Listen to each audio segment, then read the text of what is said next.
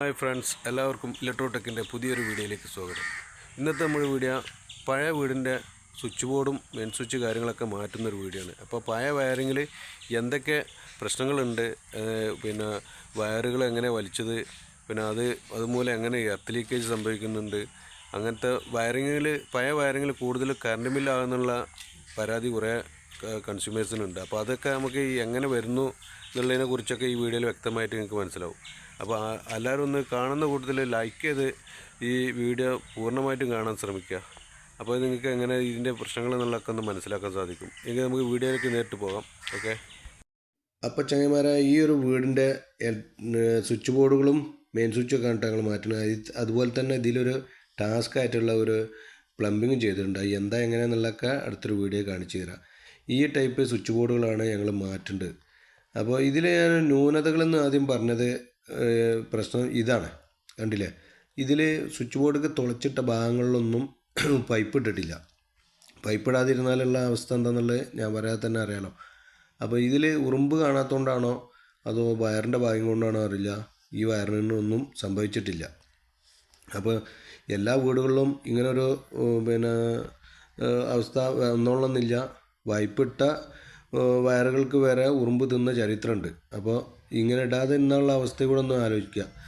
ഒരുപാട് വീടുകളിലും പിന്നെ ആളുകൾ പറയും, പിന്നെ കറണ്ട് ഞങ്ങൾ ഉപയോഗിക്കുന്നതിന് കൂടുതൽ കറണ്ട് ബില്ലാണ് വരുന്നത്, അപ്പോൾ ഉപയോഗം അത്ര ഇല്ല, കറണ്ട് ബില്ല് കൂടുതലാണെന്നൊക്കെ പറയും. അപ്പോൾ അതിൻ്റെ ഒരു പ്രശ്നം എന്താണെന്നുള്ളത് ഇതുപോലത്തെ ഒക്കെ ആയിരിക്കും. ഉറുമ്പ് നിന്ന് ലീക്കേജ് ആയി പോകുന്നതും RCB ഇല്ലാത്ത പ്രശ്നങ്ങളൊക്കെ ഉണ്ടാവും. അപ്പോൾ ഇതൊക്കെ ഞങ്ങൾ ഇവിടുത്തെ സ്വിച്ച് ബോർഡുകളൊക്കെ കംപ്ലീറ്റ് ഇതുപോലെ തന്നെ പൈപ്പൊക്കെ ഇട്ട് റെഡിയാക്കി വെച്ചിട്ടുണ്ട്.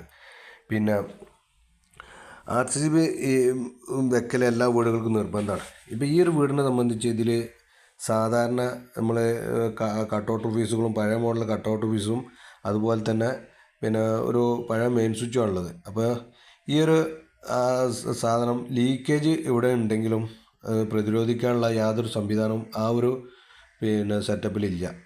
അതായത് മെയിൻ സ്വിച്ചിനെ ലീക്കേജിന് പ്രതിരോധിക്കാൻ കഴിയില്ല. അതിന് RCB എന്ന് പറഞ്ഞ ഡിവൈസ് തന്നെ വെക്കണം.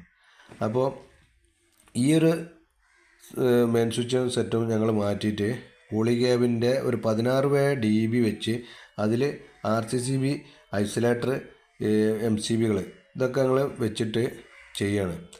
അപ്പോൾ ഇതിൽ മൊത്തം സ്വിച്ച് ബോർഡുകൾ മാറ്റാൻ മാത്രമേ ഞങ്ങൾക്ക് ഓർഡറുള്ളൂ. കാരണം അത് മാറ്റിയാൽ മാത്രം മതി എന്ന് പറഞ്ഞ് വയറിങ്ങുകളൊന്നും മാറ്റുന്നില്ല. അപ്പോൾ കിച്ചണിലേക്ക് ഞങ്ങൾ പുതിയ സർക്യൂട്ടുകൾ വലിച്ചു. കാരണം മോട്ടറിന് പവർ പ്ലഗ്, അതുപോലെ തന്നെ ഫ്രിഡ്ജ്, ഒരു അയൺ ബോക്സിൻ്റെ പോയിൻ്റ്, പുറത്തൊരു ചാർജിങ് പോയിൻ്റ്, പിന്നെ ഇൻവെർട്ടറിൻ്റെ പോയിൻ്റൊന്നും ആദ്യം ഇട്ടിട്ടില്ലായിരുന്നു. അതൊക്കെ ഞങ്ങൾ ഈ ഒരു അവസരത്തിൽ ചെയ്തിട്ടുണ്ട്. അപ്പോൾ RCB ഓണാക്കിയ സമയത്ത് ഞങ്ങൾ ഓണാകണില്ല, ബ്രേക്കറുകളൊക്കെ ഓഫാണ്, RCB ഓണാകണില്ല.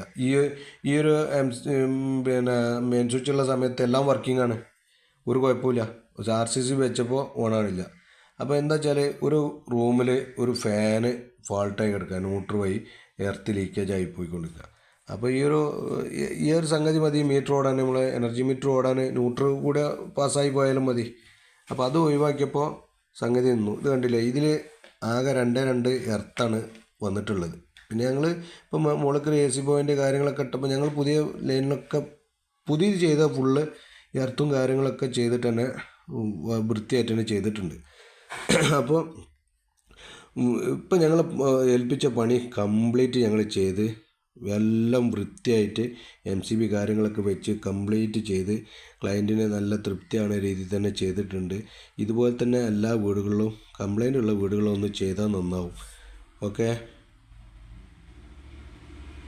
അപ്പോൾ സുഹൃത്തുക്കളെ, വീഡിയോ എല്ലാവരും കണ്ടില്ലേ. അപ്പോൾ വീഡിയോ ഇഷ്ടപ്പെട്ടാൽ എല്ലാവരും ഒന്ന് ലൈക്ക് ചെയ്യുക, ഷെയർ ചെയ്യുക, സബ്സ്ക്രൈബ് ചെയ്യുക, പിന്നെ തൊട്ടടുത്ത് കിടക്കുന്ന ബെല്ലൈക്കൺ ഒന്ന് അമർത്തുക. അപ്പോൾ അടുത്ത വീഡിയോയുമായി കാണുന്നവരെ ബൈ.